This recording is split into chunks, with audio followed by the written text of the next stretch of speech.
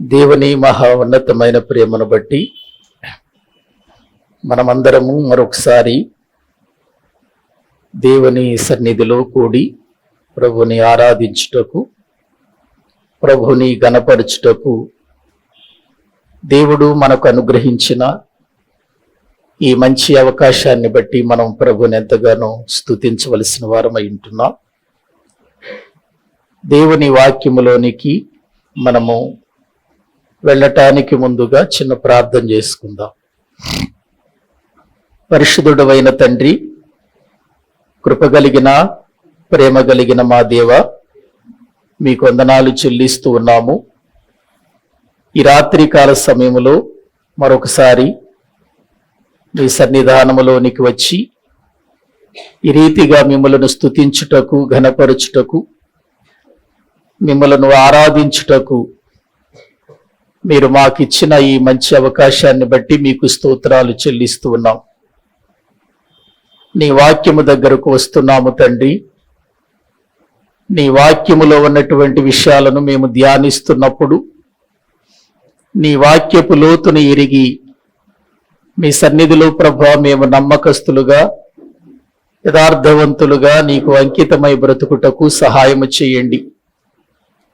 యేసుక్రీస్తు ద్వారా ఎల్లప్పుడూ నీకు స్తుతులు చెల్లిస్తూ, నీకు మహిమకరమైన జీవితాన్ని జీవిస్తూ, ఈ లోకములో ప్రభా మేము బ్రతుకుతున్నప్పుడు వాక్యాన్ని బట్టి జాగ్రత్తగా చూచుకుంటూ మా అడుగులు ముందుకు వేయటానికి తగిన సహాయం చేయమని ప్రార్థిస్తున్నాం.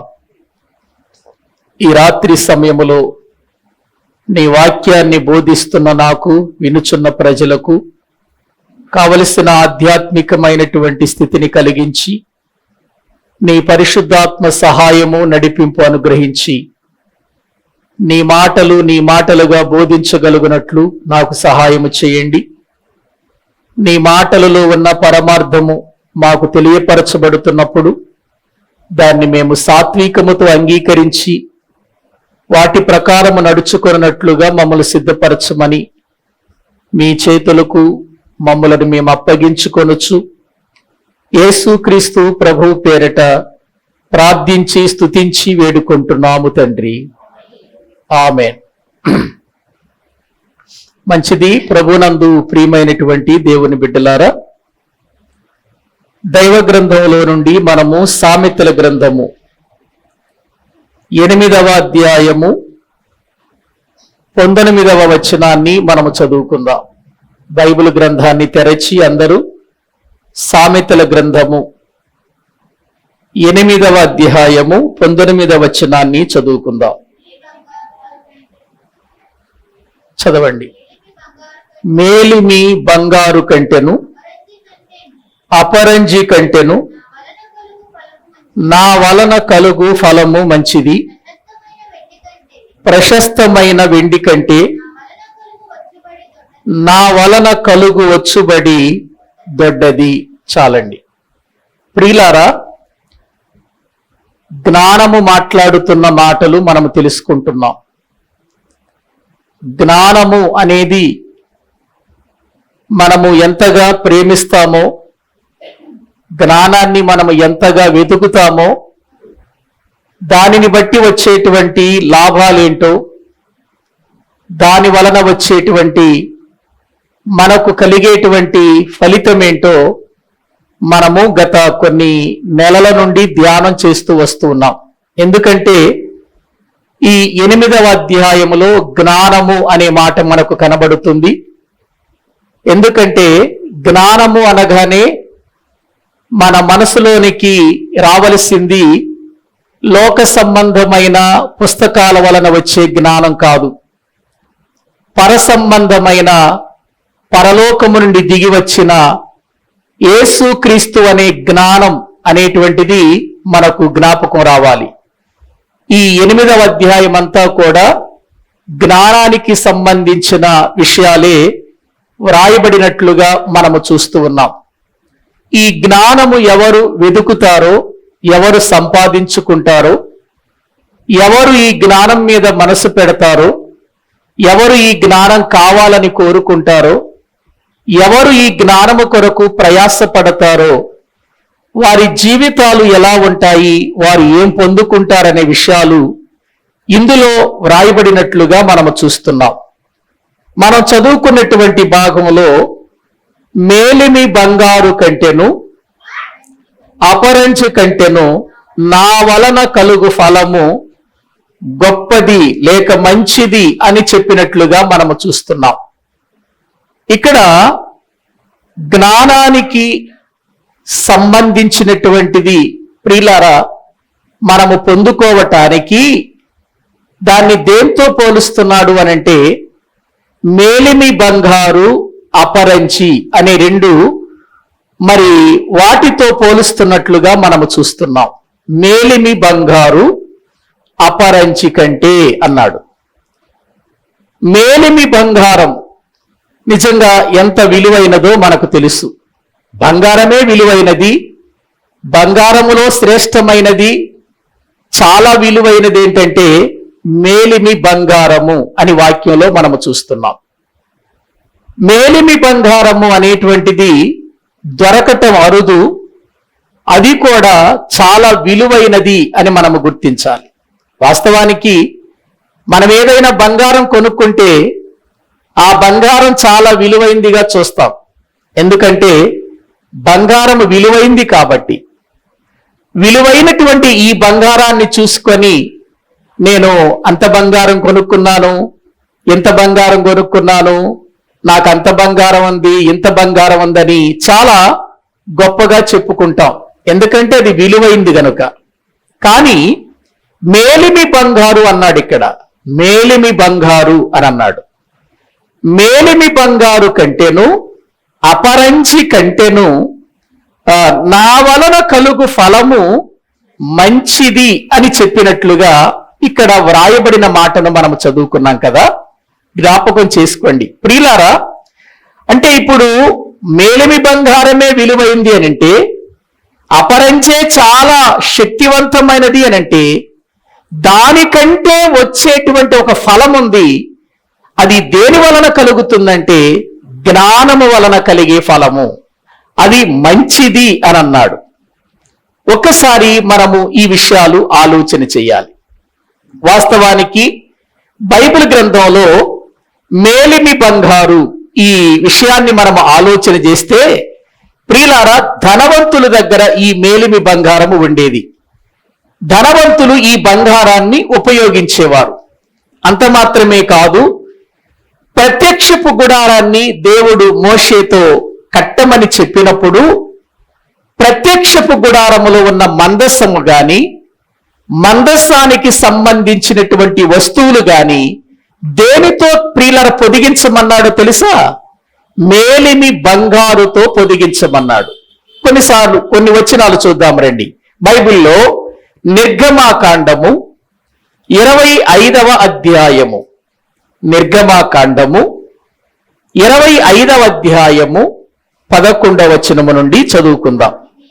బైబిల్ గ్రంథములో నుండి నిర్గమాకాండము 25వ అధ్యాయము 11వ వచనం. దాని మీద మేలిమి బంగారు రేకు పొదిగింపవలెను. అలా మీరు 39వ వచనం వరకు చదివితే అక్కడ దేవుని ప్రత్యక్షపు గుడారములో తయారు చేయబడిన ప్రతి వస్తువుకు ఏ బంగారము తొడగమంటున్నాడు? మేలిమి బంగారము తొడగమంటున్నాడు. ఎందుకు మేలిమి బంగారము తొడగమంటున్నాడు అంటే, విలువైన దేవుని మందిరములో ఉండే ప్రతి వస్తువు కూడా ఎలా ఉండాలి? విలువగానే ఉండాలి. అలాగే దేవుని మందిరము అనే ఈ యొక్క ప్రియులారా సంఘములో కూడా మనము కూడా విలువైన వారముగానే బ్రతకాలి అనేది దేవుని ఉద్దేశం. పాత నిబంధనలో మేలిమి బంగారం అనే విలువను ఎలాగూ దేవుడు మందిరములో ఉంచాడో వస్తువులకు, క్రొత్త నిబంధనలో మనలనే దేవుడు విలువైన వారిగా చేశాడు ఆయన. ఎందుకు? విలువ పెట్టి మనలను కొన్నాడు గనుక. విలువ పెట్టి కొన్నాడు, మనలను విలువగా చేశాడు. ఆ రోజున వస్తువులు విలువైనటువంటివిగా, ఆ రోజు ప్రత్యక్షపు గుడారములో కనబడాలని దేవుడు ఆశించాడు. అందుకే విలువైన మేలిమి బంగారుతో ఆ వస్తువులను తయారు చేయించాడు. కాబట్టి ఇప్పుడు క్రైస్తవ సంఘంలో విలువైనటువంటి వారు ఎవరంటే బంగారం పెట్టుకున్న వాళ్ళు విలువైన వాళ్ళు కాదు, ప్రశస్తమైన వస్త్రాలు తొడిగిన వారు విలువైన వారు కాదు. ప్రియులారా, ఎవరు విలువైన వారంటే విలువైన యేసు రక్తములో కడగబడిన వారే విలువైనటువంటి వారు. వారికి బంగారం ఉండొచ్చు, లేకపోవచ్చు, వెండి ఉండొచ్చు, లేకపోవచ్చు, ధనధాన్యములు ఉండొచ్చు, లేకపోవచ్చు. వారు కడగబడినటువంటిది ఎవరి రక్తములో? విలువైన అమూల్యమైన యేసు రక్తములో కడగబడ్డాం కాబట్టి వారు విలువైన వారు. అందుకే మీరు విలువ పెట్టి కొనబడిన వారు, మీరు మీ సొత్తు కారు అని చెప్పి దైవ గ్రంథంలో దేవుడు చెప్పినట్లుగా మనము చూస్తున్నాం. అంటే ఒక విలువైనటువంటి రీతిలో, విలువైనటువంటి విధానములో మందిరములో దేవుడు ఉండాలని ప్రత్యక్షపు గుడారములో చేయబడిన ప్రతి వస్తువుకు కూడా ఏం తొడగమన్నాడు అంటే మేలిమి బంగారమును తొడగమన్నాడు. ఇంకా మీరు నిర్గమాకాండ 39వ అధ్యాయము వాక్య భాగములో మనము చూస్తే 15 నుండి 30వ వచనం వరకు కూడా ప్రతి పాత్ర, ప్రతి వస్తువు కూడా మేలిమి బంగారముతోనే ఆయన నిర్మించమని లేక పొదిగించమని చెప్పినట్లుగా మనం చూస్తున్నాం. ఎందుకు మేలిమి బంగారం అనే దేవుడు కోరుకున్నాడంటే అది భూమి మీద మనుషుల దృష్టిలో చాలా విలువైనది కాబట్టి అది దేవుడు దాన్ని ఒక విలువైన దానిగా చేశాడు. ఇక మనము సొలొమోను మందిరం కట్టటానికి సొలొమోను వాడినటువంటిది ప్రియులారా ఆ విలువైనటువంటి వస్తువులు కూడా ఏంటి చెప్పండి? మేలిమి బంగారే. చూడండి ఒక్కసారి రాజులు మొదటి గ్రంథం 6వ అధ్యాయము, రాజులు మొదటి గ్రంథము 6వ అధ్యాయము 21వ వచనం చదవండి. 21వ వచనం. ఈలాగున సొలొమోను మందిరమును లోపల మేలిమి బంగారుతో పొదిగించి బంగారపు గొలుసులను గల తెర చేయించి బంగారముతో దానిని పొదిగించెను. ఏ భాగమును విడవకుండా మందిరమంతయు బంగారముతో పొదిగించెను. మందిరమంతా కూడా దేంతో తయారు చేయించేశాడు? బంగారముతో. అందుకే ఆనాటి దినాలలో సొలొమోను కట్టినటువంటి దేవాలయమును స్వర్ణాలయం అని అన్నారు. అంటే బంగారపు ఆలయం అని పిలిచారు దాన్ని. ఎందుకంటే బంగారముతోనే, మేలిమి బంగారముతో దానిని చేసినట్లుగా వాక్య భాగములు మనము చూస్తున్నాం. 7:50 కూడా చూడండి. 7వ అధ్యాయం 50వ వచనం. మేలిమి బంగారపు పాత్రలను, కత్తెరలను, గిన్నెలను, ధూప కలశములను, అంతర్మందిరములను, అతి పరిశుద్ధమైన స్థలము యొక్క తలుపులకును, మందిరమును ఆలయపు తలుపులకును కలిగిన బంగారపు బందులను వీటన్నిటినీ చేయించెను. ప్రియులారా, అంటే మందిరములో ఉన్న ప్రతి వస్తువు కూడా ఏ బంగారముతో చేయబడింది చెప్పండి? మేలిమి బంగారముతోనే చేయబడినట్లుగా మనము చూస్తూ ఉన్నాం. అంటే బంగారము ప్రియులారా ఎంత శ్రేష్టమైనదో, ఎంత విలువైనదో ప్రియులారా, ఆ విలువైనటువంటి బంగారముతో దేవుడు ఆనాడు మందిరాన్ని కట్టమని చెప్పినట్లుగా మనము చూస్తూ ఉన్నాం.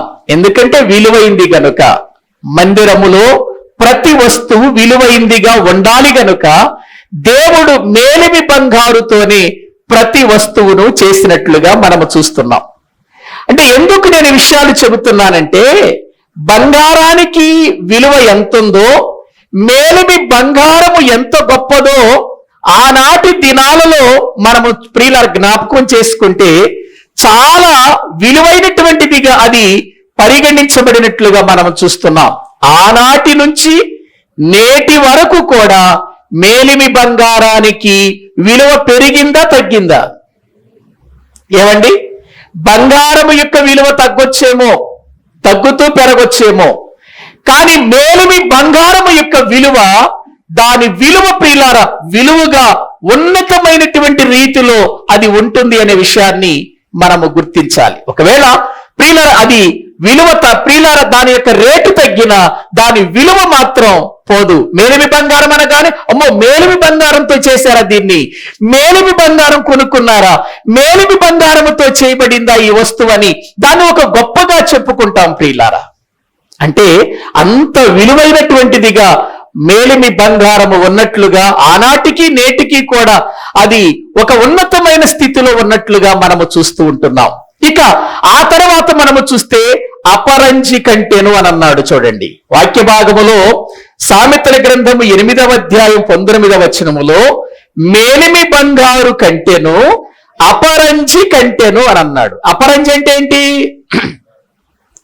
అపరంజి అంటే ప్రియులారా బంగారమును లేకపోతే ఏదైనా ఒక వస్తువును కొలిమిలో వేసినప్పుడు కరుగుతున్నప్పుడు ప్రియులారా ఆ కరుగుచున్నటువంటి లోపల కనబడేటువంటి కళ్ళకు ప్రియులారా చాలా స్పష్టంగా కనబడేటువంటి దాన్ని అపరంజి అని అంటారు. మీకు అర్థమవటానికి వాక్యంలో యెహెజ్కేలు గ్రంథము 8వ అధ్యాయము 2వ వచనం చదవండి. అపరంజి గురించి మాట్లాడుతూ ఏమన్నాడు చూద్దాం.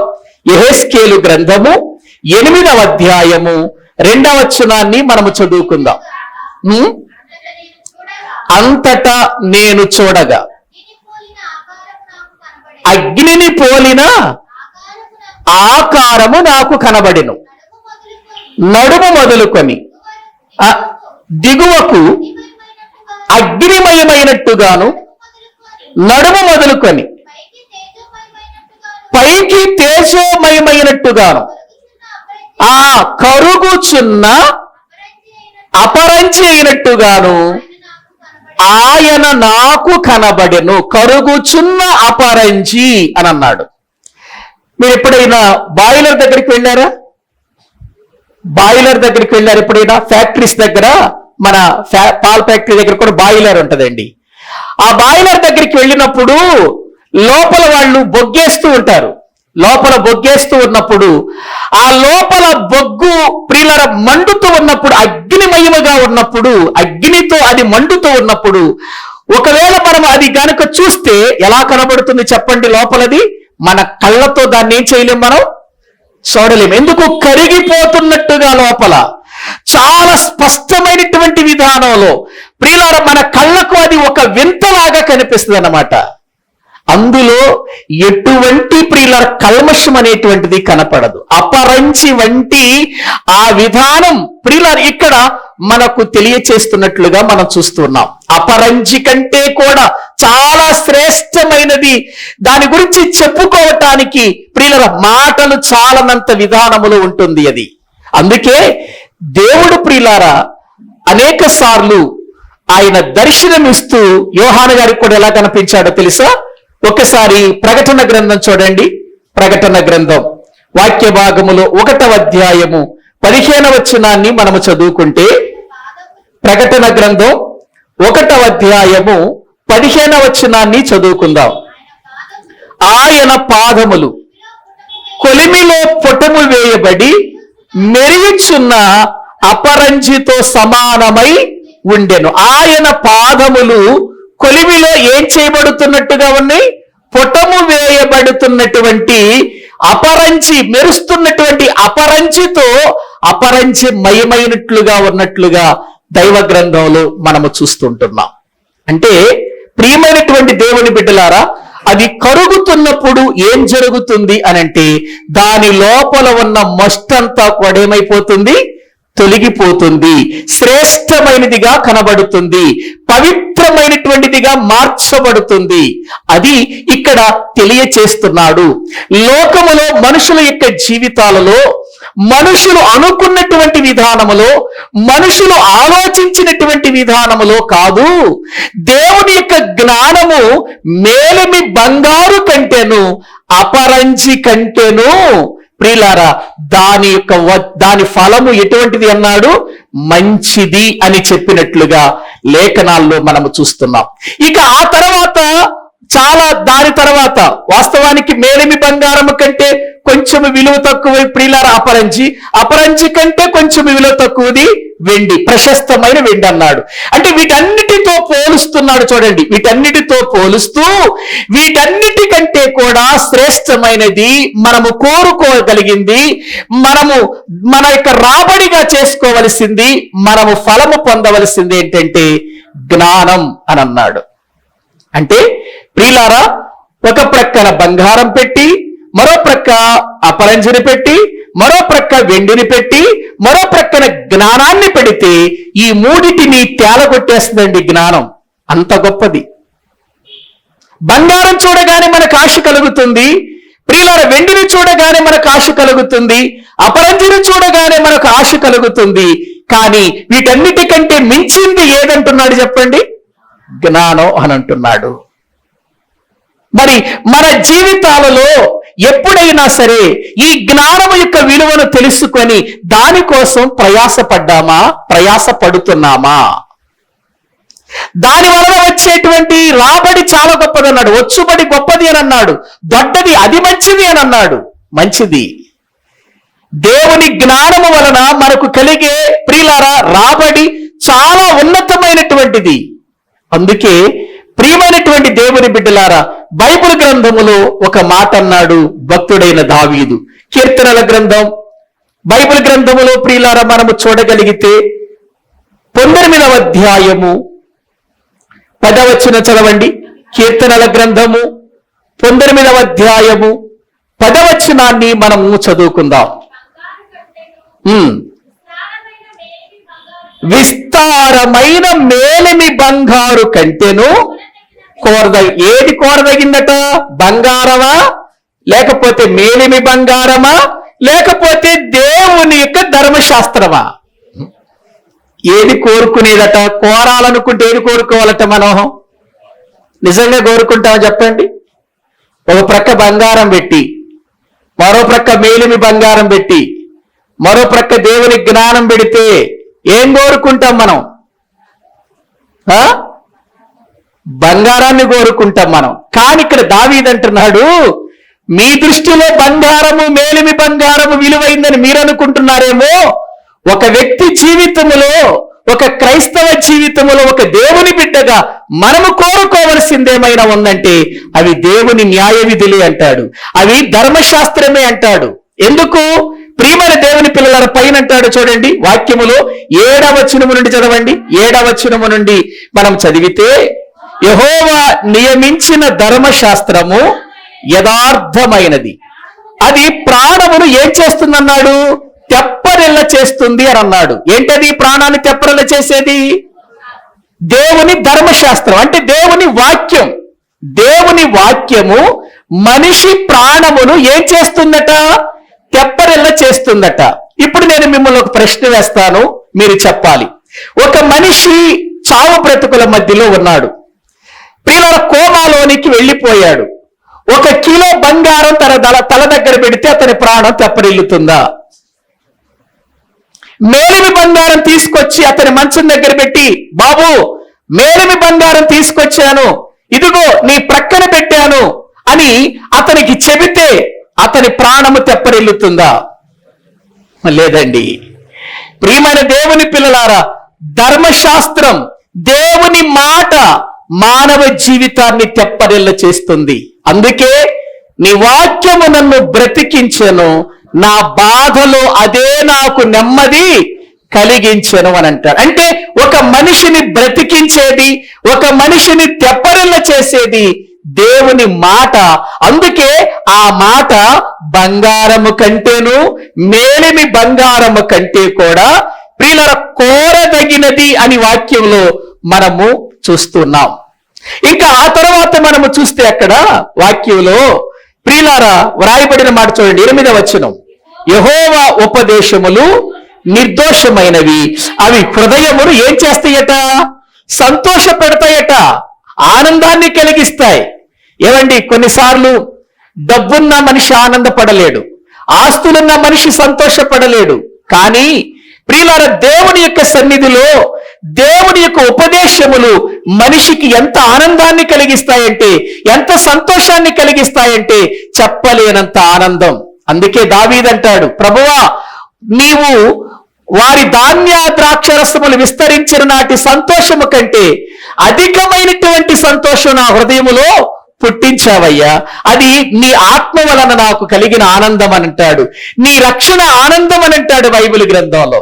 కాబట్టి లోకములో డబ్బు, లోకములో ఉన్న బంగారం, లోకములో ఉన్న వెండి, లోకములో ఉన్నటువంటి అపరంజి, ఇవన్నీ కూడా జ్ఞానము క్రింద శూన్యం అని మనం తెలుసుకోగలిగితే దేన్ని మనం ప్రేమిస్తాం చెప్పండి? జ్ఞానాన్ని ప్రేమిస్తామండి. బంగారం లేకపోయినా పర్వాలా, వెండి లేకపోయినా పర్వాలా, ఆస్తులు లేకపోయినా పర్వాలా, ఉండటానికి ఇల్లు లేకపోయినా పర్వాలా, తినటానికి తిండి లేకపోయినా పర్వాలా, దేవుడు లేకపోతే,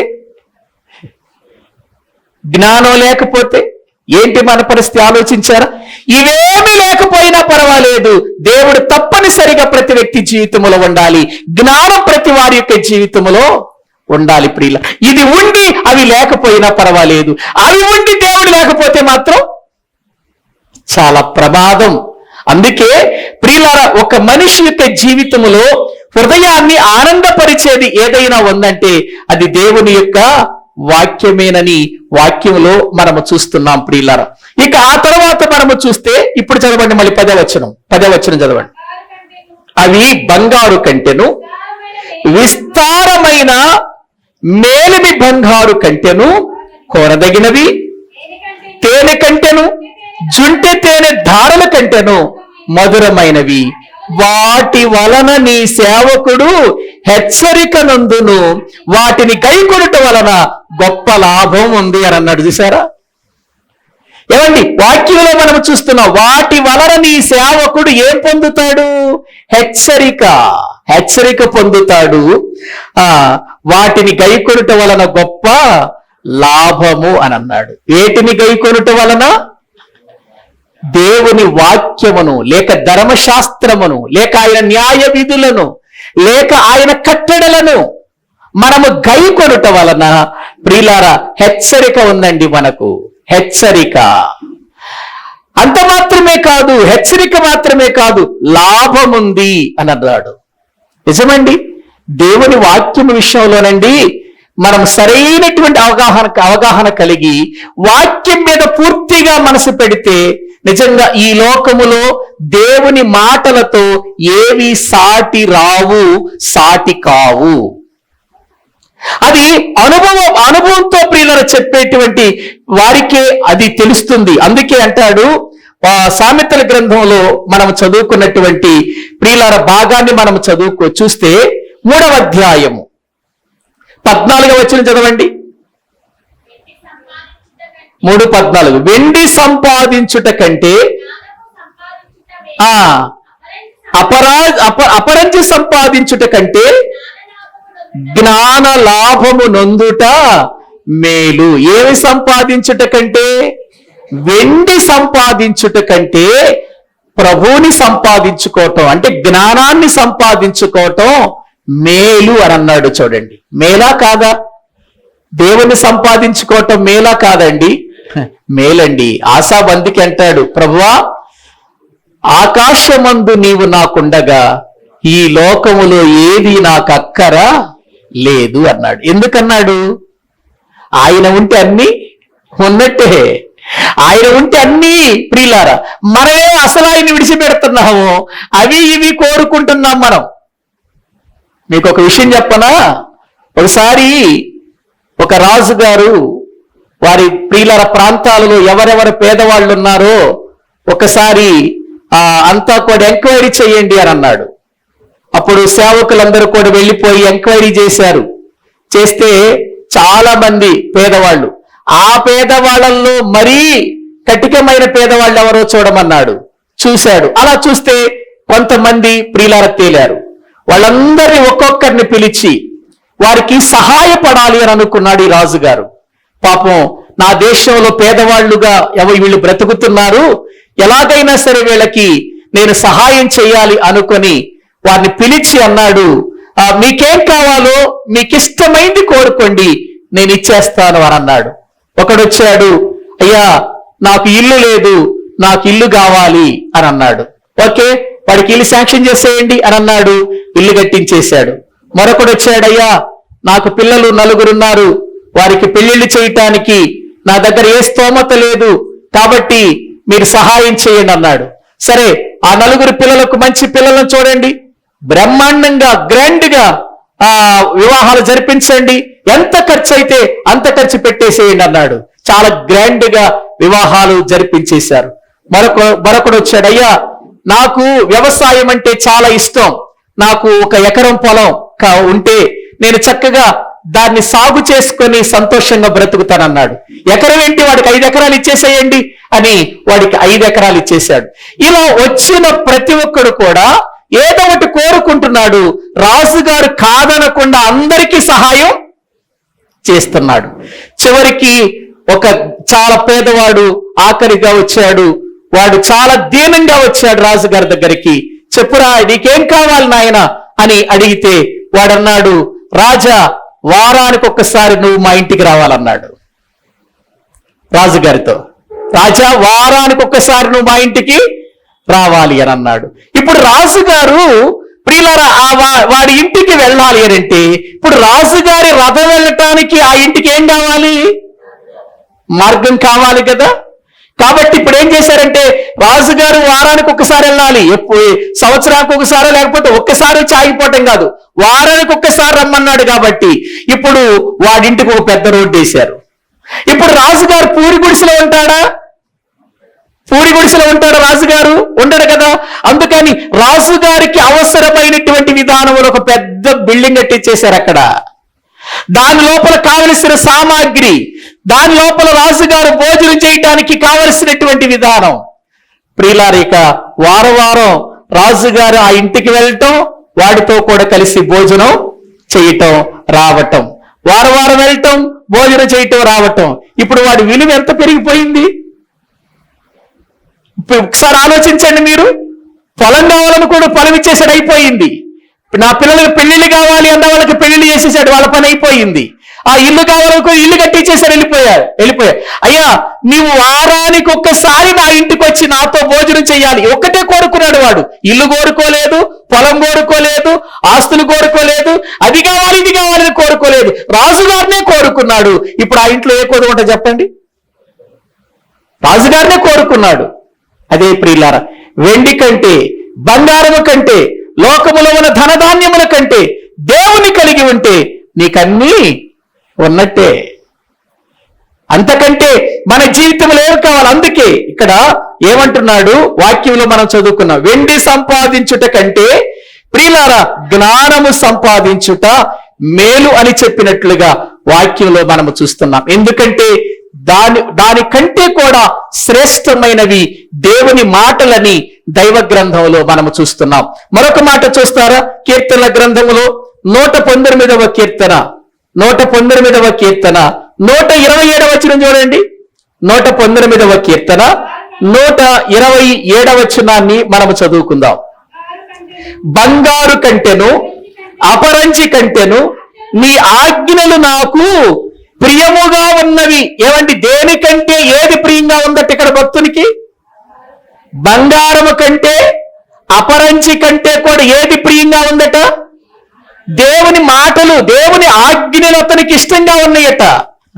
ఎవరు కోరుకుంటారండి ఈ కోరికలు చెప్పండి? వాక్యము యొక్క విలువ తెలిసిన వ్యక్తికి తప్ప, వాక్యపు యొక్క లోతు తెలిసిన వ్యక్తి తప్ప, దేవుని మాట యొక్క విలువ ఎరిగిన వాడు తప్ప ఎవరు కోరుకుంటాడు? నీ మాటలే నాకు ఇష్టమయ్యా, బంగారం వద్దయ్యా, నాకు అపరంజి వద్దు, నీ మాటలుంటే చాలు కోరుకునే వాళ్ళు ఎవరున్నారు చెప్పండి భూమి మీద? ఎవరు కోరుకుంటారండి?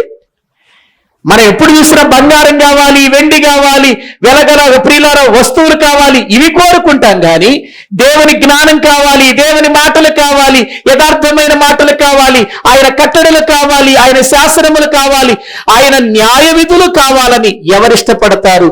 ఎవరు ప్రియంగా చూస్తారు చెప్పండి? దేవుని మాటలు మనకు ప్రియముగా మారినప్పుడే మనము వాటన్నిటికంటే కూడా విలువైనటువంటి ప్రియులార జీవితాన్ని దేవుని యొద్ద నుండి పొందుతాం. అందుకే ఇక్కడ భక్తుడు అంటున్నాడు, ఏమంటున్నాడు? వెండి కంటే బంగారము కంటే కూడా నీ ఆజ్ఞలు నాకెంతో ప్రియమైనవిగా ఉన్నవి అని మాట్లాడుతున్నాడు. మరొక మాట మీరు జ్ఞాపకం చేసుకుంటే వాక్య భాగములో ప్రియులారా లేఖనాల్లో మనము చూస్తే సామెతల గ్రంథం చూడండి. సామెతల గ్రంథం 25వ అధ్యాయము 12వ వచనాన్ని మనము చదువుకుందాం. సామెతల గ్రంథము 25వ అధ్యాయము 12వ వచనం. బంగారు కర్ణభూషణమెట్టిదో అపరంచి ఆభరణమెట్టిదో వినువారి చెవికి జ్ఞానము గల ఉపదేశకుడు అట్టివాడు. చూసారా? బంగారు కర్ణభూషణమెట్టిదో. ఏమండి, బంగారు కర్ణభూషణం ఎట్టిది? విలువైంది కాదా ప్రియులారా? చాలా విలువైంది కదా. అపరంచి ఆభరణం, కరిగించబడి ప్రియులారా మెరిసేటువంటి ఒక ఆభరణం ఎంత విలువైనదో. అక్కడేమన్నాడు? వినువాని చెవికి. వినువానే చెవికి. ఏ వినాలి? వినాలంటే లోకములు అన్ని వింటాం కాదు, ఏ పడితే వింటాం కాదు. జ్ఞానము వినువాని చెవికి జ్ఞానము గల ఉపదేశకుడు అట్టివాడు. జ్ఞానాన్ని బోధిస్తున్నప్పుడు, ఉపదేశకుడు జ్ఞానాన్ని మాట్లాడుతున్నప్పుడు, ఉపదేశకుడు దేవుని మాటలు బోధిస్తున్నప్పుడు నీవు గనుక వాటిని వినగలిగితే ప్రియులారా అది బంగారము కంటే అపరంజి కంటే కూడా ఎంతో విలువైనది అని ఇక్కడ దేవుని వాక్యములో మనము చూస్తుంటున్నాం. అంటే నీ ప్రియులారా కర్ణభూషణం ప్రియులారా ఎలా పెట్టుకుంటావో బంగారపు కర్ణభూషణాన్ని, అపరంజిని ఏ విధముగా ధరించుకుంటావో ఆభరణంగా, ఇదిగో దేవుని వాక్యాన్ని కూడా అలా మనము ధరించుకోవాలటండి. వాక్యాన్ని మరి ధరించుకుంటున్నామా ప్రియులారా? మనలో అవి కనబడుతున్నాయా?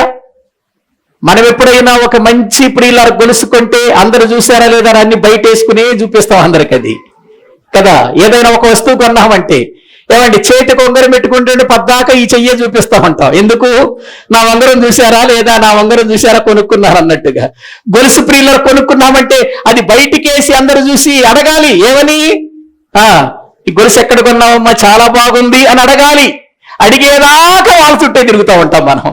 ఏమండి ఆలోచించారా? దీనికంటే విలువైనది, దీనికంటే శ్రేష్టమైనది, దీనికంటే కోరదగినది, దీనికంటే మనము ప్రియముగా ఎంచవలసింది ఒకటి ఉంది. అదేంటో తెలుసా? జ్ఞానము కలిగిన దేవుని మాట. అది ధరించుకోవాలి ప్రియులారా. వాక్యమును మనము ధరించుకోవాలి. అది మనకు అలంకారముగా ఉండాలి. అది మన జీవితానికి ప్రియులారా ఉపయోగపడుతుంది. అది ఇతరులకు ఉపయోగపడుతుంది. అందుకే ఇక్కడ ఆ మాటలు ఎంత స్పష్టంగా రాశాడో మనం ఆలోచన చేయాలి.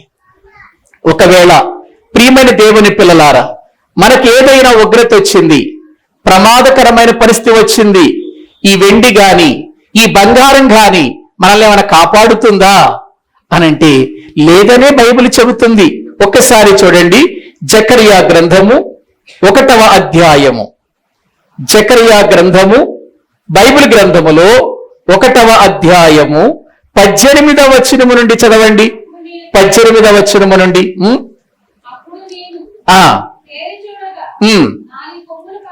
అప్పుడు నేను తేరి చూడగా 4 కొమ్ములు కనబడెను. ఇవి ఏమిటివని నేను నాతో మాట్లాడుచున్న దూతను అడుగగా అతడు, ఇవి యూదా వారిని, ఇశ్రాయేలు వారిని, యెరూషలేము నివాసులను చెదరగొట్టిన కొమ్ములనెను.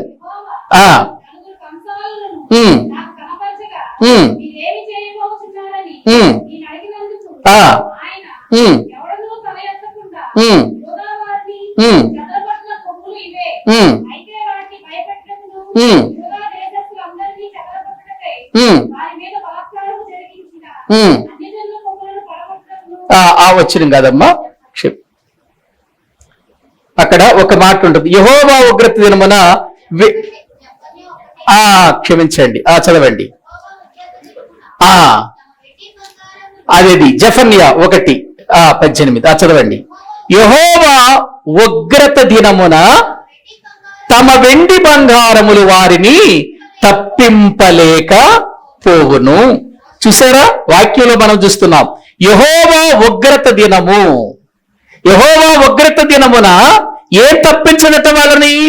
వెండి గాని బంగారము గాని వారిని తప్పించదు అని దేవుని వాక్యంలో చూస్తున్నాం. అంటే నీకు ఎంత వెండున్నా ఎంత బంగారం అన్నా అది మనల్ని ఏం చేయలేదు చెప్పండి, ఉగ్రత దినమందు తప్పించదు. అంతే అంటాడు, ఉగ్రత దినమందు ఆస్తి అక్కరకు రాదు, నీతి మరణము నుండి రక్షించును అని అన్నాడు ప్రియులారా. కాబట్టి ప్రియులారా, లోకములో వెండి కంటే, విలువైనటువంటి అపరంచ కంటే, మేలిమి బంగారు కంటే శ్రేష్టమైనది, కోరుకొనదగినది, దాని వలన మనం ఫలము పొందుకోవటానికి అవకాశం అన్నది ఏదైనా ఉందంటే అది దేవుని జ్ఞానం, దేవుని మాటలు అని మనము గుర్తించాలి. అందుకే దావీదు అంటాడు, ప్రభువా వెండి బంగారముల కంటే నీవిచ్చిన ధర్మశాస్త్రము నాకెంతో మేలు అని 119వ కీర్తనలో ఇంకా చాలా విషయాలు దీని మీద వ్రాయబడినట్లుగా మనము చూస్తున్నాం. ప్రియులారా, ఇప్పుడు వెండి బంగారం ఇవ్వలేనటువంటిది, దేవుని మాట ఎంత ఉన్నతంగా మన ఎడల పని జరిగిస్తుందో ఒక సంఘటన చెబుతాను చూడండి బైబిల్లో. ఎందుకంటే ఇది చాలా సార్లు మనం చెప్పుకున్నాం, మళ్ళీ సందర్భం వచ్చింది కాబట్టి చెబుతాం. మనందరికీ తెలుసు, మనం అపోస్తుల కార్యముల గ్రంథాన్ని గురించి మాట్లాడుకుంటూ వస్తున్నాం. అపోస్తుల కార్యముల గ్రంథంలో ప్రియులారా 3వ అధ్యాయములో ఒక సంఘటన జరిగింది. ఏంటి ఆ సంఘటన అంటే, ఒక పుట్టినది మొదలుకొని కుంటివాడు ప్రియులారా మోసుకొని రాబడుతూ ఉన్నాడు. దేవాలయము దగ్గర అక్కడ కూర్చోబెడుతున్నారు. వాడు వచ్చేవారిని పోయేవారందరినీ కూడా ఏమడుగుతున్నాడు? భిక్షం అడుగుతున్నాడు. చదవండి ఒకసారి అపోస్తుల కార్యముల గ్రంథం దేవుని వాక్య భాగములో 3వ అధ్యాయము, దేవుని వాక్యములో మొదటి నుండి మనము చదువుకుందాం. రండి, మొదటి నుండి చదువుకుందాం.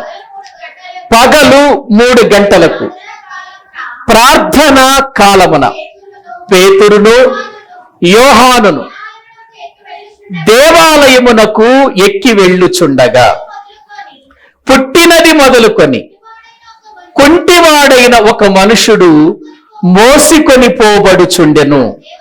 వాడు దేవాలయములోనికి వెళ్ళు వారిని భిక్షమడుగుటకు కొందరు ప్రతిదినము వారిని శృంగారమును దేవాలయపు ద్వారమునద్ద ఉంచుచూ వచ్చిరి.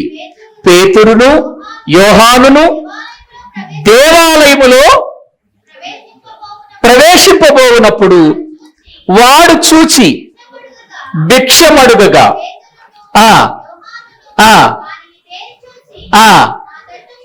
చాలండి. ఇక్కడ వాక్యంలో మనము చూస్తున్నాం, వీడు పుట్టినది మొదలుకొని ఎటువంటి వాడు? కుంటివాడు, నడవలేడు. ఇప్పుడు నేను చెబుతున్నాను, యేసు ప్రభు ప్రియుల ఇక్కడ వాక్య భాగములో పేతురు యోహానులు వాడి దగ్గరికి వచ్చేసరికి వాడి వయసు ఎంతో తెలుసా? చూడండి ఒక్కసారి 22వ వచనం చూడండి. 4వ అధ్యాయము 22వ వచనం.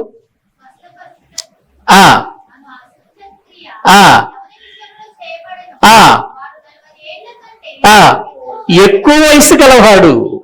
ఏమండి, ఎన్ని సంవత్సరాల వయసు గలవాడు? 40 కంటే ఎక్కువే. అంటే 40 సంవత్సరాలు ప్రతిరోజు వాడిని మోసుకొని తీసుకొచ్చి ఎక్కడ కూర్చోబెడుతున్నారు? నిజంగా ఒకసారి ఆలోచించండి, అది ఎంత బాధాకరమైన విషయం, ఎంత వేదనకరమైన విషయం.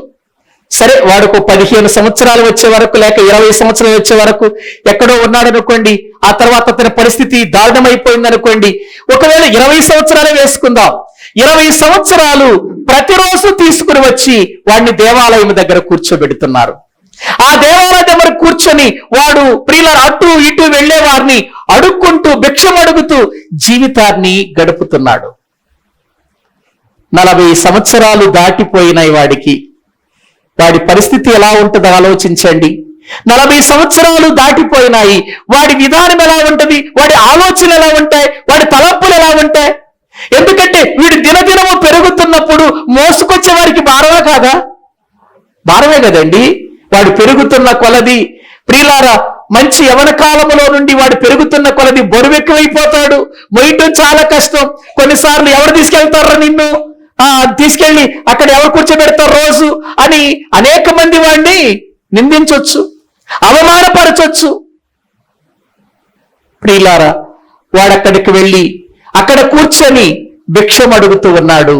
ఒక రోజున పేతురు యోహానులు ప్రార్థనా కాలమున వారు దేవుని మందిరానికి ఎక్కి వెళుతున్నారు.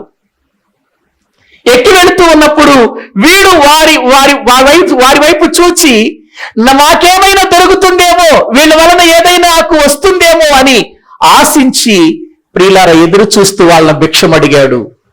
వాళ్ళేమన్నారంటే మా తట్టు చూడు అన్నారు. వాళ్ళ తట్టు చూస్తే ఏమొస్తుంది?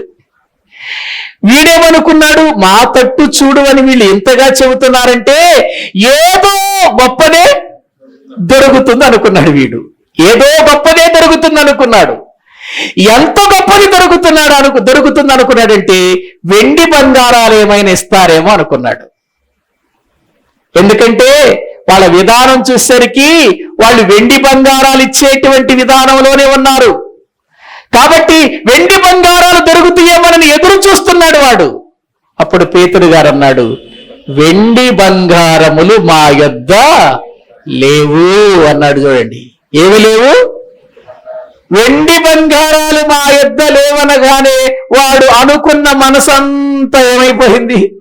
ఒక్కసారి దిగజారిపోయి ఉంటది. ఇదేంట్రా, మా తట్టు చూడమన్నారు, వచ్చి నా ఎదుట నిలిచారు, ఏదో ఇస్తారని ఆశించాను, ఏదో దొరుకుతుందని ఆశించాను, చివరికి నీరు గార్చే మాట అన్నారేంటి? మా దగ్గర వెండి బంగారములు లేవు అన్నారు. అప్పుడు వాళ్ళొక మాట అన్నారు, లేవు కానీ ఇదిగో మాకు కలిగింది ఒకటి ఉందన్నారు.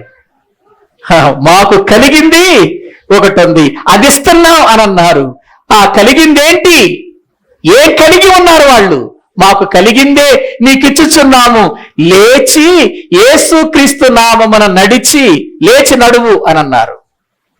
నజరేయుని యేసు నామములో లేచి నడువు అని అన్నారు. అదేనా వాళ్ళకి కలిగింది?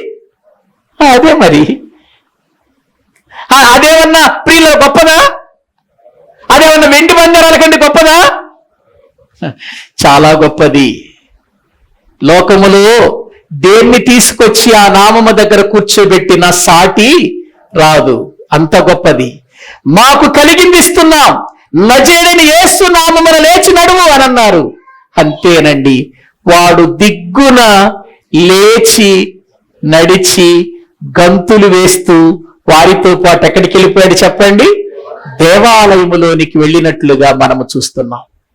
ఒకవేళ వీళ్ళు వారి జీవితంలో వాడు ఆశించినట్లుగా వెండి బంగారాలే ఒకవేళ ఇచ్చినట్లయితే వాడి స్థితి ఎలా ఉండేది ఒకసారి ఆలోచించండి. వెండి బంగారాలు ఇచ్చుంటే ఒకవేళ వాటితో ప్రియుల సంతోషంగా కొన్ని దినాలు గడిపేవాడేమో గాని వాడి కుంటితనం పోయేదా? వాడి అవిటి జీవితం పోయేదా? ఇప్పుడు ఒక్క మాటతో వాడి అవిటి జీవితం పోయింది, వాడి కుంటి జీవితం పోయింది, వాడు దిగ్గున లేచాడు. ఇదిగో అందరితో పాటు మందిరము బయట కూర్చుని అడుక్కునేవాడు ఇప్పుడు మందిరము లోపలికి వెళ్ళి భక్తులతో కూడా కూర్చునే స్థానం అతనికి దొరికింది. ఇప్పుడు ఏది లాభం? వెండి బంగారాలు లాభమా, జ్ఞానము లాభమా? ఏవండి ప్రియులార, ఒకటి గుర్తించండి, ఈ లోకంలో మనము బ్రతుకుతున్నామంటే మనం బ్రతికిస్తున్నది వెండి బంగారాలు కాదు, దేవుని మాట. దేవుని మాట వలన మనం బ్రతుకుతున్నాం. ఏదో నా శక్తి వలన బ్రతుకుతున్నాను, నా జ్ఞానం వలన బ్రతుకుతున్నాను, నా చదువు వలన బ్రతుకుతున్నాను, నా వెండి బంగారముల వలన బ్రతుకుతున్నాను, నా డబ్బు ఆస్తి అంతస్తుల వలన బ్రతుకుతున్నాను అనుకుంటున్నావేమో. ఇవేమీ మన బ్రతికించేవి కాదు. మనము బ్రతకటానికి ప్రియులారా ఇదిగో ఈ భూమి మీద ఒక జ్ఞానము కలిగిన మాట ప్రియులారా ఆయన ప్రసాదించాడు. బ్రతకమని చెప్పాడు ఆయన, బ్రతకటానికి అవకాశం ఇచ్చాడు. అందుకే ప్రియులారా యేసుక్రీస్తు ప్రభువారి దగ్గరకు అపవాది వచ్చి ఇదిగో ఈ రాళ్లను రొట్టెలు చేసుకొని తినరాదా అని అన్నప్పుడు యేసు ప్రభు ఏమన్నాడు? మనుష్యుడు రొట్టె వలన కాదు దేవుని నోట వలన వచ్చే ప్రతి మాట వలన బ్రతుకుతాడు. కాబట్టి ఇప్పుడు మనం బ్రతుకుతున్నామంటే ఎవరి మాట? రోజు చెబుతున్నాడు అనమాట, నువ్వు బ్రతుకు, ఇవాళ నువ్వు బ్రతుకు అని దేవుడు చెబుతున్నాడు కాబట్టి బ్రతుకుతున్నావు. ఏమండి, మన ఇంటిలో బంగారం మనల్ని బ్రతికిస్తుంది, వెండి మనల్ని బ్రతికిస్తుంది, మనకున్న ఆస్తులు అంతస్తులు మనం బ్రతికిస్తున్నాయని అనుకుంటున్నారా? లేదండి, బ్రతకమని దేవుడు చెప్పాడు కాబట్టి బ్రతుకుతున్నాం. బ్రతకటానికి అవకాశం ఇచ్చాడు కాబట్టి బ్రతుకుతున్నాం. బ్రతకటానికి ఆయన నోటి మాట మనలో ఉంచాడు కాబట్టి బ్రతుకుతున్నాం. ప్రియులారా, బ్రతకటానికి సమస్తమును అనుగ్రహించాడు కాబట్టి బ్రతుకుతున్నాం. ఆయన నోటి మాట, ఆయన నోటి మాట, ఆ మాటలో ఎంత శక్తి ఉంది. నోటి మాట అనగానే నువ్వు నేను మాట్లాడుకునే మాటలు అనుకోక, నువ్వు నేను మాట్లాడే మాటలు కాదు. మన మాటలన్నీ వ్యర్థమైన మాటలే, పనికి మాలిన మాటలే, ఉపయోగం లేని మాటలే మన మాటలు. ప్రియులారా, ఎందుకు ప్రియులారా? తుచ్చమైనటువంటి జీవితం కలిగించే మాటలే తప్ప మన మాటలు ఎవరిని బ్రతికించలేవు. కానీ దేవుని నోట నుంచి ఒక మాట బయలుదేరింది అని అంటే ఆ మాట ఏదో ఒక గొప్ప కార్యాన్ని చేయటానికి బయలుదేరదు తప్ప ఒట్టిగా మనలాగా ఆయన మాట్లాడండి ఆయన. అందుకే మత్తయి సువార్త 5వ అధ్యాయంలో మొదటి వచనం ఏముంటదండి? ఒకసారి చదవండి వాక్యంలో. మత్తయి సువార్త 5వ అధ్యాయం మొదటి వచనం. కొండ ఎక్కి కూర్చుండగా ఆయన శిష్యులు ఆయన యుద్ధకు వచ్చిరి. అప్పుడు ఆయన నోరు తెరచి మాట్లాడకపోతే నోరు తెరవకుండా ఎట్లా మాట్లాడతాడు? ఏమండి, ఇప్పుడు 5వ అధ్యాయంలో అప్పుడు ఆయన నోరు తెరచి ఇలాగు బోధింప సాగెను అని ఉంటది. పైన నోరు తెరవలేదు ఆయన. పైన 4వ అధ్యాయంలో నోరు తెరిచి మాట్లాడలేదు ఆయన. మాట్లాడాడు కదండి, మాట్లాడాడు కదా. మళ్ళీ ఇక్కడ 5వ అధ్యాయంలో ఆయన నోరు తెరచి ఇలాగు బోధింపసాగెను అనంటి. బోధింపసాగినట్టు సరిపోతుందిగా. వాక్యం బోధిస్తున్నాడు అంటే సరిపోతుంది కదా. నోరు తెరచి ఇలాగు బోధింపసాగెను. నోరు తెరచి అంటే నోరు తెరవకుండా ఎవరు మాట్లాడతారు? మీకు అర్థం అవటానికి ఒక విషయం చెబుతాను. ప్రియులారా, ఇద్దరు వ్యక్తులు బాగా మాట్లాడుకుంటున్నారు. ఆ మాటలు బాగా పెరిగి పెద్దవైపోయినాయి.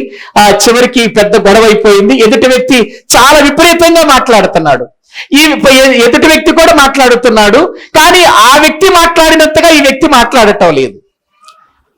ఈ వ్యక్తి ఏమంటాడు? అరే, ఇప్పటి వరకు ఊరుకున్నానురా, నేను నోరు తెరిచాననుకో ఏమైపోతావో తెలుసాను అంటాడు. ఇప్పటి వరకు మాట్లాడలేదు ఈ వ్యక్తి, మాట్లాడాడు. మళ్ళేంటి, నేను నోరు తెరిస్తే ఏమైపోతావో తెలుసా? నీకే ఉందనుకున్నావా నోరు? నువ్వే మాట్లాడతావా? నేను నోరు తెరిస్తే ఏమైపోతావో తెలుసా? అదేంటి అర్థం ఏంటి? ఏదో ఒక మాట, ఏదో ఒక అనరాని మాట అనబోతున్నాడు అనమాట. నేను కూడా నోరు తెరిస్తా, నాకు కూడా వచ్చే మాటలు అని అంటాడు. నోరు తెరిచాక ఇవన్నీ మాట్లాడుతుంది ఇప్పటి వరకు. మళ్ళీ నోరు తెరిచి మాట్లాడతానంటాడేంటి? అర్థం ఏంటి అంటే, నీకంటే నువ్వు 2 బూతులు మాట్లాడే వరకు నేను నీకంటే 4 ఎక్కువ బూతులే మాట్లాడతానని అర్థం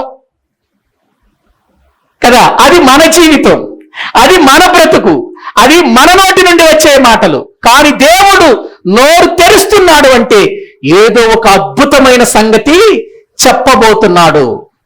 ఏదో మనుషులకు అవసరమైన సంగతి చెప్పబోతున్నాడు. మనుషులను బ్రతికించే మాట ఏదో చెప్పబోతున్నాడు. మనుషుల జీవితాలను మార్చే మాట ఏదో చెప్పబోతున్నాడు. మనుషుల జీవితాలను నడిపించే మాట ఏదో చెప్పబోతున్నాడు. నోరు తెరిచి ఆయన బోధింపసాగాను. అదే కొండ మీద ప్రసంగం.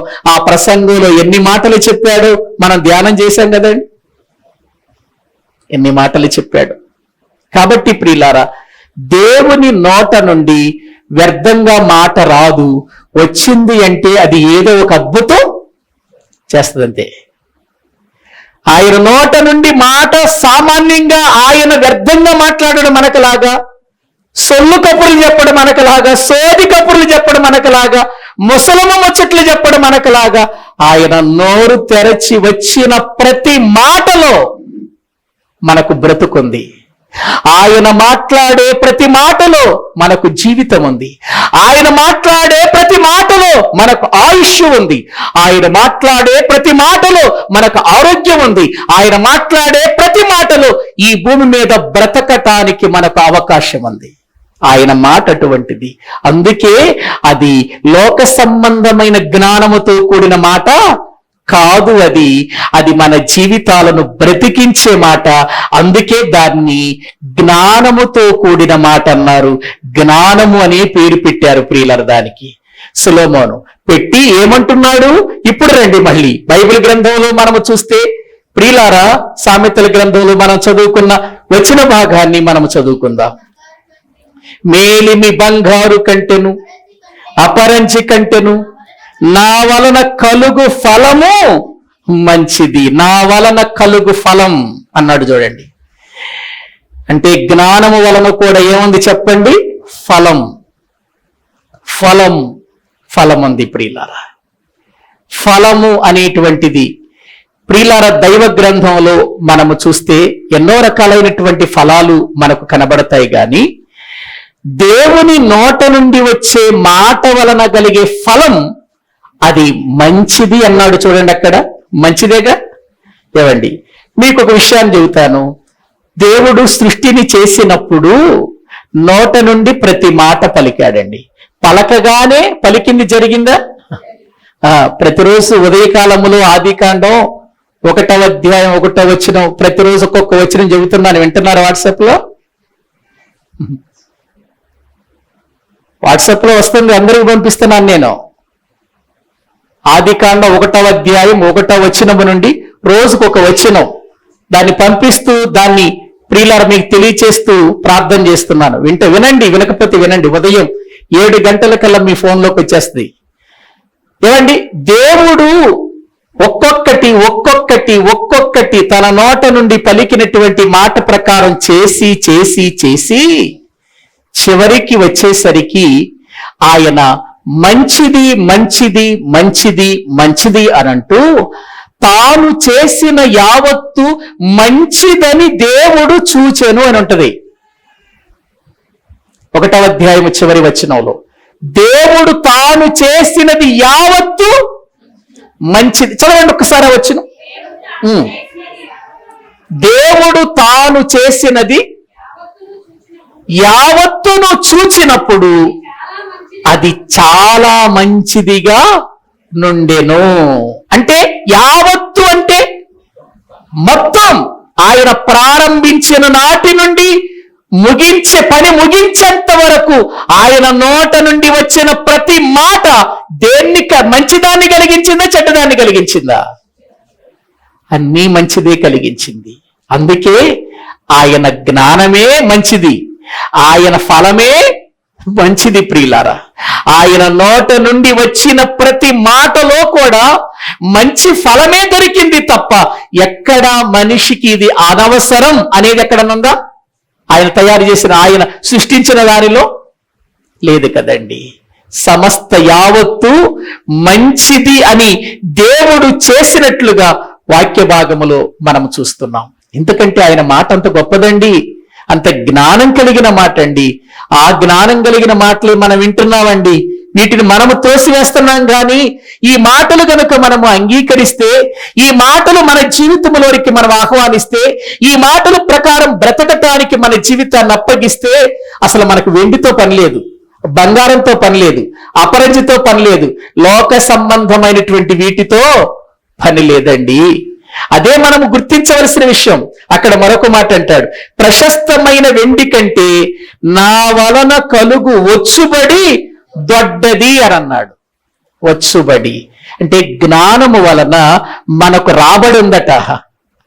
రాబడి అంటే లోక సంబంధమైన రాబడి అనుకునేరు ప్రియులారా. మనకెందుకంటే రాబడి, సంపద, ధనం, భాగ్యం ఇవన్నీ మాటలు బైబిల్లో చదువుతున్నప్పుడల్లా మనకేం జ్ఞాపకం వస్తాయి? లోక సంబంధమైనవి వస్తాయి, అసలు ఆత్మ సంబంధం రావు మనకి. ఎందుకంటే మన మనసు దాని మీదే ఉంటది కాబట్టి, ఎప్పుడు మన కోరికలన్నీ దాని మీదే ఉంటాయి కాబట్టి వాటి మీదే ఉంటది.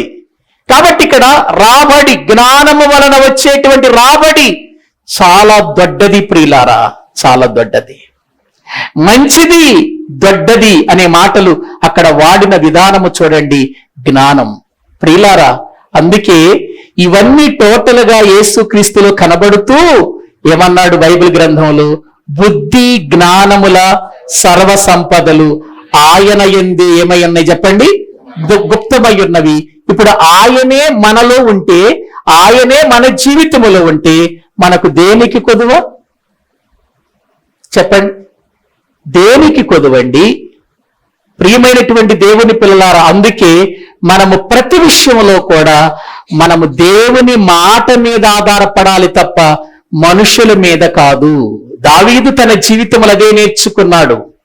దావీదు అదే తన బ్రతుకులో మాట్లాడుతున్నాడు. నీవే ప్రభుడవు, నీకంటే నాకు క్షేమాధారం ఏదియు లేదు అన్నాడు. మనకు ఆధారము, మన క్షేమానికి ఆధారము, మన బ్రతుకునకు ఆధారము, మన జీవితానికి ఆధారము, మన ప్రాణమునకు ఆధారము, మన జీవాల ఆధారం, సమస్తానికి ఆధారం ఎవరు చెప్పండి? దేవుడే. దేవుడిని నమ్మిన వారు, దేవుని మీద ఆధారపడేవారు ఎప్పుడూ సిగ్గు పడనివ్వరు. ఎందుకంటే నీతిమంతుడు ఎప్పుడు కూడా విశ్వాస మూలంగా బ్రతుకుతాడు, దేవుని మాట వలన జీవిస్తాడు, దేవుని మాట మీద ఆధారపడి జీవిస్తాడు. అందుకని దేవుడు ప్రియులారా వారి ఎడల ఒక ప్రత్యేకమైన శ్రద్ధ తీసుకొని ఆయన సన్నిధిలో నడిపిస్తాడు అనే విషయాన్ని మనము గుర్తు చేసుకోవాలి. ఇక్కడ అదే చెబుతున్నాడు భక్తుడు, జ్ఞానం వెదకండి, జ్ఞానం వెదకండి, జ్ఞానము సంపాదించుకోండి. వెండి కాదు, ఇదిగో బంగారము కాదు, లోక సంపదలు కావు, అవన్నీ నిన్ను విడిచిపెట్టి వెళ్ళిపోతాయి, అవన్నీ నీకు దూరం అయిపోతాయి, అవన్నీ నిన్ను చంపుతాయి, అవన్నీ నిన్ను నాశనం చేస్తాయి. కానీ నిన్ను బ్రతికించేది ఒకటే, దేవుని నోట నుండి వచ్చే జ్ఞానము కలిగిన మాట. ఆ మాట మన హృదయాలలో మనం ఉంచుకోగలిగితే ప్రియులారా, నిజంగా అంతకంటే గొప్ప భాగ్యం ఏముంది చెప్పండి? ఈ లోకములో ఎన్ని ఉన్నా, ఈ లోకములో మనము ఎంత సంపాదించినా అదంతా కూడా మనము ఈ లోకములో బ్రతకటానికి లేకపోతే కడుపు నింపుకోవటానికే తప్ప అది మన బ్రతుకునకు ఆధారము మాత్రము కాదు. మన బ్రతుకునకు ఆధారం దేవుడే అనే విషయాన్ని మనం ఎప్పుడూ మర్చిపోకూడదు. అందుకే ప్రతి దినము ఆయన మాటే మనకు కావాలి. మనం బ్రతుకుతున్నాం, మనం జీవిస్తున్నాం, మనం ఈ లోకములో ప్రియులను తింటున్నాం, మనం ఈ లోకములో ఆయుష్ కలిగి ఉన్నాం, ఆరోగ్యము కలిగి ఉన్నాం. ఇది ఎవరి మాట అని మనం గుర్తించాలి? దేవుని మాట. ఈ మాట మీదే మనం ధ్యాస ఉంచాలి, ఈ మాట మీదే ధ్యానం ఉండాలి, ఈ మాట మీదే ఆధారపడాలి, ఈ మాట ప్రకారమే మనము బ్రతకాలి. అప్పుడే మన జీవితాలలో మనము జ్ఞానము యొక్క విలువ తెలిసిన వారముగా పరిగణించబడతాము దేవుని దృష్టిలో. కాబట్టి ఈ దినమన దేవుని మాటలు వింటున్న మన జీవితాలలో ఏది ప్రాముఖ్యమో మనము ఎరిగి, ప్రాముఖ్యమైనటువంటిది వెండి కంటే, అపరంచి కంటే, ప్రశస్తమైనటువంటి మేలమి బంగారము కంటే, ప్రశస్తమైన వెండి కంటే కోరదగినది ప్రియులారా, దొడ్డది, మంచిది దేవుని జ్ఞానమని తెలుసుకొని ఆయన జ్ఞానములో ముందుకు వెళ్ళటానికి ఇష్టపడదాం. తలల వంచండి. ప్రభు ఈ మాటలు దీవించునుగాక. ప్రార్థన చేసుకుందాం. అందరూ కూడా తలల వంచండి. ప్రభు సన్నిధానములో మనం ప్రార్థన చేసుకుందాం.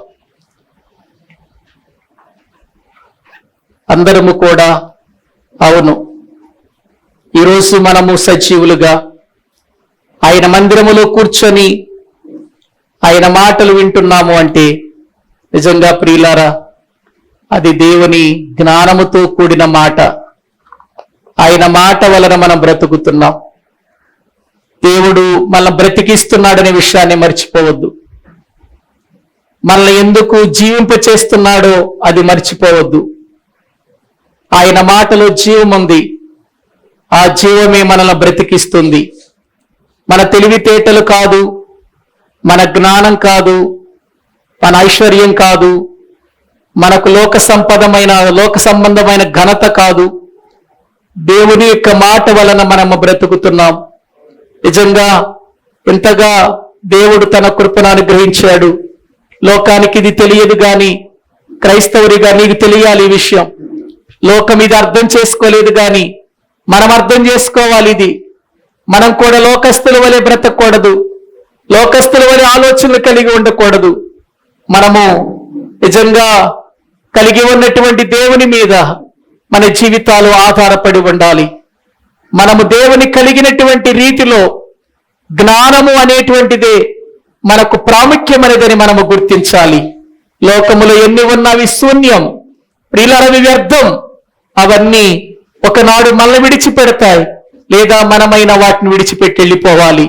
కానీ ఎన్నడూ విడువని మాట దేవుని మాట, ఎల్లప్పుడూ మనతో ఉండే మాట దేవుని మాట, మన వెంబడించే మాట, మన నడిపించే మాట, మన సరిచేసే మాట, మన మంచి స్థితిలో ఉంచే మాట, మన ఆధ్యాత్మికమైన స్థితిలో దీవెన కలిగించే మాట, నిత్య జీవాన్ని కలిగించే మాట దేవుని మాట. ఆ మాటల కోసం మనము ఎప్పుడు ఎదురు చూడాలి, వాటిని ప్రేమించాలి. మనం వెండి బంగారముల కంటే ఎక్కువగా ప్రేమించాలి. ఈ లోక సంపద కంటే ఎక్కువగా ప్రేమించవలసింది దేవుని మాటే. కాబట్టి ఈ దినాన్న ఈ మాటలు చాలా మంది త్రోసివేసుకొని బ్రతుకుతున్నారు, దూరముగా ఉండి బ్రతుకుతున్నారు, తెలియక బ్రతుకుతున్నారు, ఎరుగక బ్రతుకుతున్నారు. తండ్రి, సహాయము చేయండి నాయన. ఒకనాడు నేను కూడా ఎరుగని స్థితిలోనే ఉన్నానయ్యా. ఒకనాడు నీ మాట యొక్క విలువ నాకు తెలియదయ్యా, నీ శక్తి నాకు తెలియదు నాయన. కానీ ఒకనాడు నీ మాట నన్ను దర్శించింది నాయన, నీ మాట నన్ను తాకింది నాయన, నీ మాట నా హృదయాన్ని కదిలించింది నాయన, నా పాపాన్ని నాకు తెలియచేసింది నాయన, నా బ్రతుకునకు ఆధారం ఏంటో చెప్పింది, నిత్య జీవం ఏంటో తెలియచేసింది, చచ్చిన నా జీవితాన్ని బ్రతికించింది నీ మాట నాయన. తండ్రి, ఆ మాటలో నేను బ్రతకటానికి సహాయం చేయండి. ఇంత విలువైన మాటకు నేను దూరము కావద్దయ్యా, ఇంత విలువైన జ్ఞానాన్ని నేను తీసివేసుకోవద్దయ్యా. వెండి బంగారముతో కొనలేనిది, నా లోకము ఇవ్వలేనిది, లోక సంపద ఇవ్వలేనిది ఉచితంగా మాకు ఇచ్చేవయ్యా ఈ జ్ఞానం. ఈ జ్ఞానాన్ని ప్రభు మేము ప్రేమించేవారిగా, ఈ జ్ఞానములో మేము బ్రతికేవారిగా, ఈ జ్ఞానములో ప్రభు నాయన మేము మంచి ఫలము పొందుకునే వారిగా మమ్మల్ని చేయండి ప్రభు, సహాయము చేయండి అని మనము దేవునికి అప్పగించుకుందాం. కొన్ని నిమిషాలు అందరం ప్రార్థన చేసుకుందాం.